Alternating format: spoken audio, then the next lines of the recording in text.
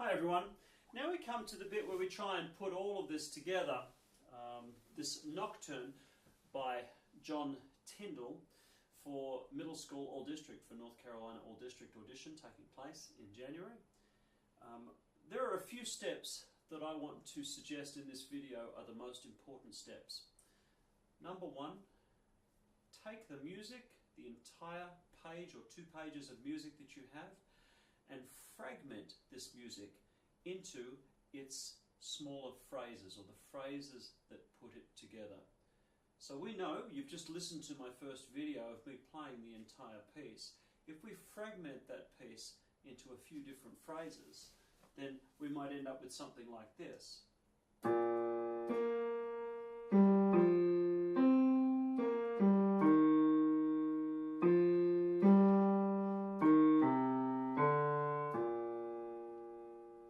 That might be fragment number 1.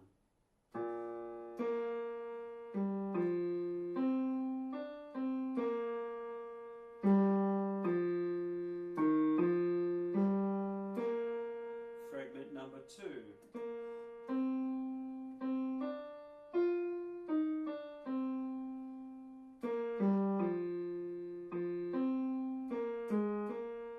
Fragment number 3. And so on.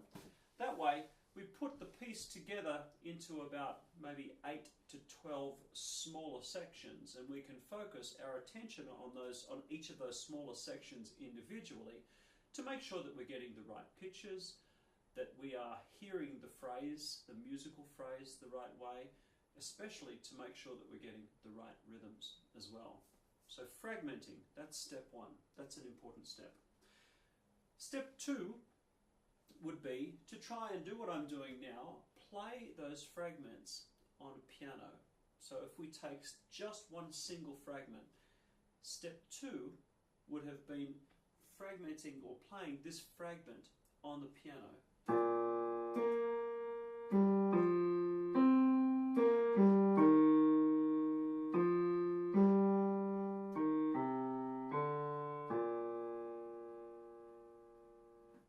That way, this is one of the easier instruments that you can just play a melody on, and just by using your fingers you can get the immediate right pitches and the immediate right rhythms to come straight back to you, so you can feed your mind or feed your ears with the finished product right from the very beginning. I think it's an important step. For those of you that may not have much experience with piano, I would suggest to noodle around a little bit on piano and get to know it, because the notes on the trombone will correspond to the notes on piano in their names as well, and over time you might even be able to teach yourself a little bit of simple piano, at least simple enough to be able to play the music that you're playing on the trombone one-handed like I just did on the piano. In fact, I never took piano lessons. This is kind of how I've learned piano, through the trombone, just trying to play these lines. If you're young and somewhat inexperienced, you might want to ask somebody else in your family who plays piano for you if they would play each of the phrases for you, so you can hear them back. Or your band teacher or orchestral teacher is a good person to ask as well, or maybe even your individual teacher. Work on just being able to hear and play the right rhythms and the right pitches on piano first. Once we've heard those right pitches and right rhythms in step 2,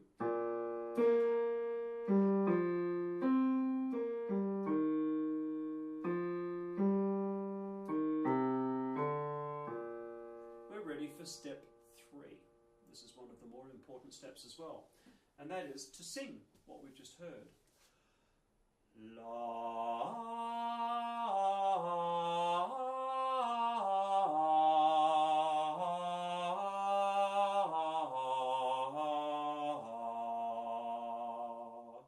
You might choose to sing ta ta ta ta ta ta ta ta ta ta ta ta, with a syllable more like the articulation that we use on the trombone. Either way, it's important for us to take that information that we just heard from the piano and to try and perform it the simplest way that we know how. And the human voice has been around long time before any of these instruments were ever invented. In fact, all instruments were invented to emulate the human voice. So it stands to reason in the practice room we should use our human voice to teach our instrument what it is that we want it to do, or to teach our mind what it is that we're aiming for, what we want to sound like. It's the easiest way that we have of finding out if we really do understand what these rhythms are and what these pitches are. When you get through that step, that's step 3, then we go to breathing.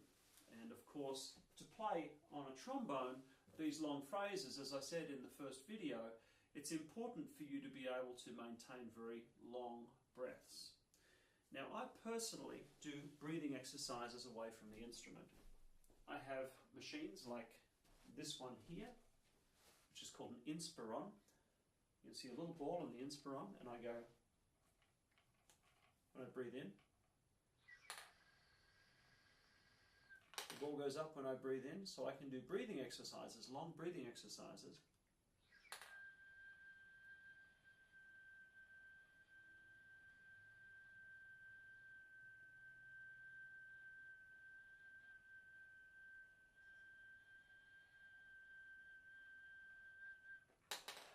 And keep the ball in the air for as long as possible, and at the same time get a nice long breath.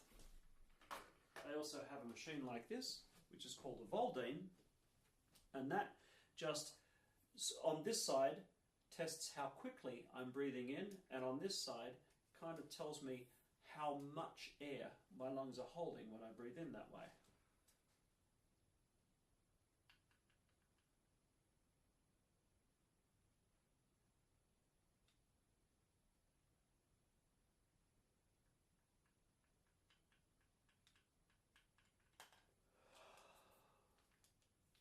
Now, you may not have any of these pieces of equipment, but you know, deep breathing is not something that you need equipment to do.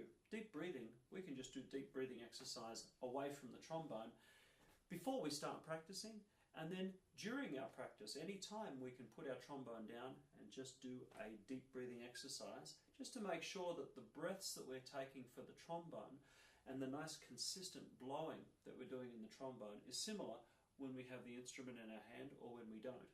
So for now, I'm just going to count to 4 at a slow tempo. I'm going to breathe in to the fullest my lungs can take for 4 beats, and then breathe out to the emptiest my lungs can be over that 4 beats, as relaxed as possible, easy and relaxed as possible. So here we go. I'll breathe in for 4 and out for 4.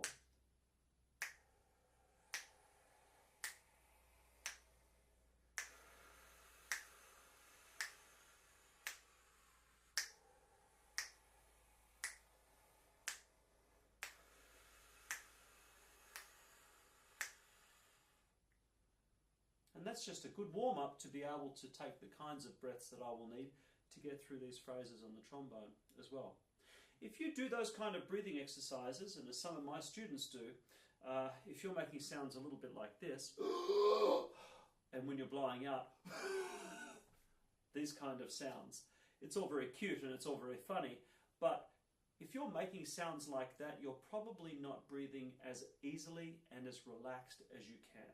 And that's really the goal of any breathing exercise. Any deep breathing exercise is intended to be able to get your lungs to be full, but as relaxed as possible, because that's what we want them to feel like when we play the trombone as well. So try and keep it relaxed. So we go on to the next step, and that would be using that breath we just practiced, those pitches we just practiced, and then when we sang those pitches that we just kind of memorized as we were doing that, to now try and play that tune on the mouthpiece. This is the next step. This is buzzing.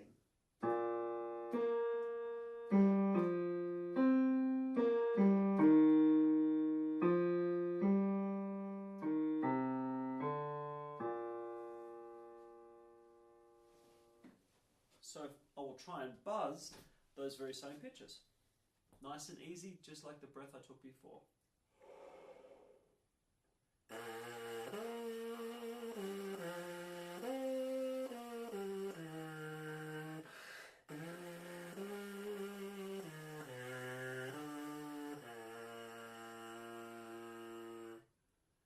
and nice and sustained, because this nocturne really does call for nice, long, sustained phrases. Let's buzz it one more time, shall we?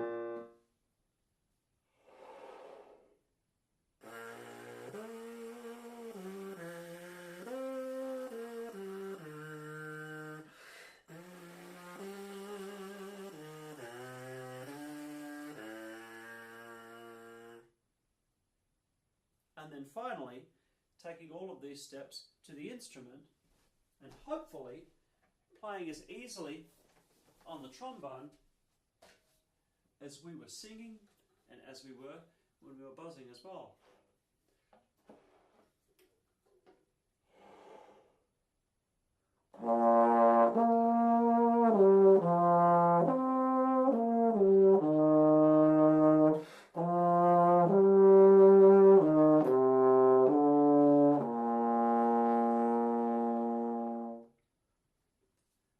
Now this brings me to a point of fine-tuning with this particular excerpt of this piece for all district for middle school range. Some middle schoolers might be in 8th grade and they might be really tall, in fact even taller than me, with really beautiful long torsos that make it easy for them to have full lungs of air to be able to get through these long phrases because their lungs are so well developed. Other people have a growth spurt that happens at a slightly different time. So maybe if you're a little shorter and your lungs haven't fully developed yet, it's going to be a little bit difficult to make these long phrases. You'll notice just then, I just split that phrase in half. In the first video when I play this piece, I play the phrase fully, the full four measures. And just then as I was playing it on the mouthpiece and the trombone, I showed another way that you could do it, which is roughly every 2 measures, or taking a breath after that dotted half note in the middle of the phrase. I know that that's not what the music asks for. There's a beautiful long phrase mark over the top, and we've always been taught, you know, if there's a phrase mark, don't breathe there. I would say for your audition for All District Band, if that choice affects the quality of your sound and your ability to sound good right to the end of the phrase, I think your ability to sound good is more important than your adhering to doing 4-bar phrases. Sound good should be the very first thing that we try to do whenever we play. So you, and in consultation with your band director and or your orchestral teacher or your individual teacher, might decide that the strategy for you that is best is to take those breaths after each of the 2 measures. And that's fine as well, as long as it's not this kind of breath.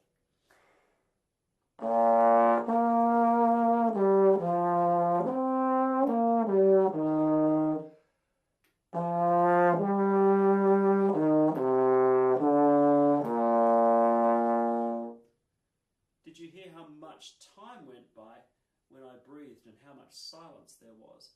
It kind of broke the phrase up a little bit. If you're going to breathe in the middle of the phrase there, you kind of want to at least honour the fact that the composer would like this phrase to be connected. So breathe as quickly as you can just to get the air in your lungs, but try as best you can not to break the musical phrase.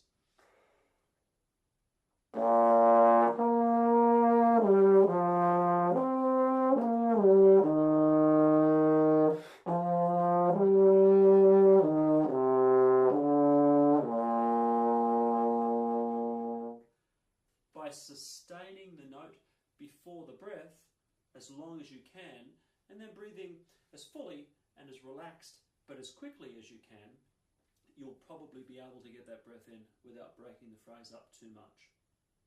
So let me go back and repeat the various steps. First, remember, we fragmented the piece into phrases so that we can work on each of the individual phrases, not the whole piece all the time. Individual phrases, fragment those. Then we went to the piano and we listened, or we played it on the piano or listened to somebody else play it on the piano, that fragment for us, so we could hear the right rhythm and the right pitches and the right musical phrasing. Then we sang that very phrase after hearing it on the piano. That was step 3. Then after that, step 4, we buzzed step 4 was we did a breathing exercise. Pardon me. We did a breathing exercise, step 4, to prepare us to play. Step 5 was buzzing on the mouthpiece as if we were singing, kind of singing with the lips. And then step 6 was taking all that information to the trombone. Let's go through each of those steps with another one of the phrases, for instance. Maybe one of the phrases closer to the end of the piece.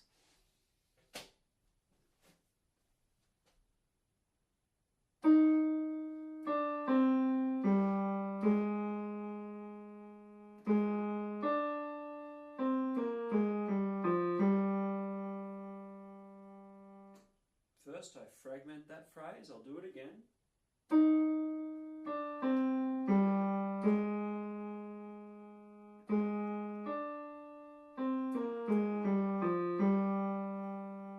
And as I do that, I make sure that I am making the rhythm as exact as I can.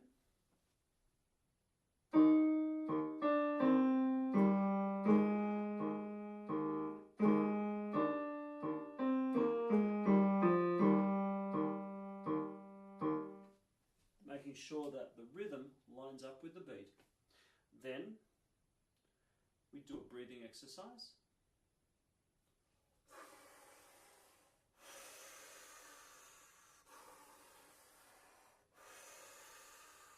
Nice big breaths into our lungs, and then we sing that same phrase.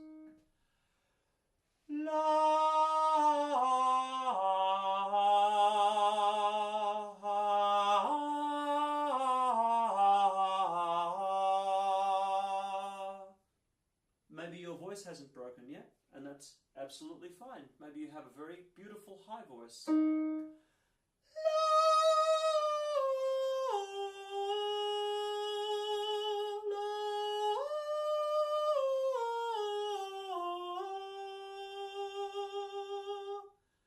As long as you're getting the right rhythms and the right pitches with the best sound that you can make, all is good. Then we'll take that beautiful sung phrase and we'll start to make the same phrase on our mouthpiece.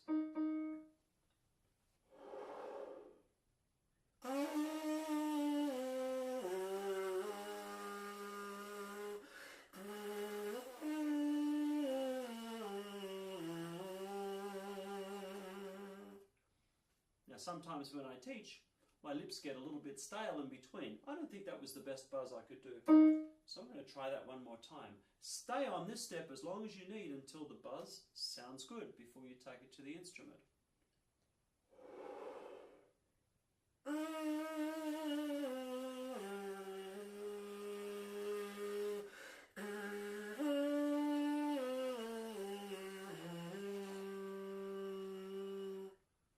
Do you hear that?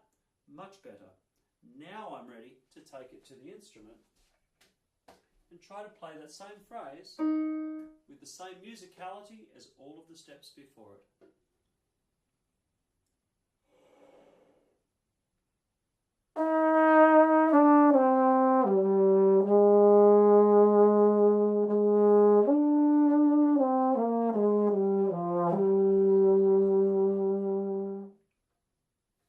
And I would suggest going through the entire piece and trying to play it this way. Listen back to the first video. The way that I tried to play this piece was very smooth and connected and very legato. That's the nature of this piece. It's kind of like a sung piece, like a lyrical piece. So when you've played the notes, it's all fun and good to be playing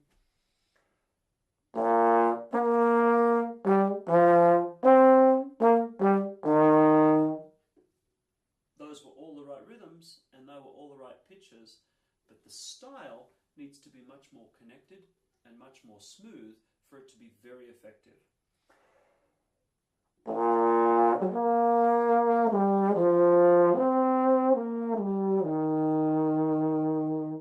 Much more connected.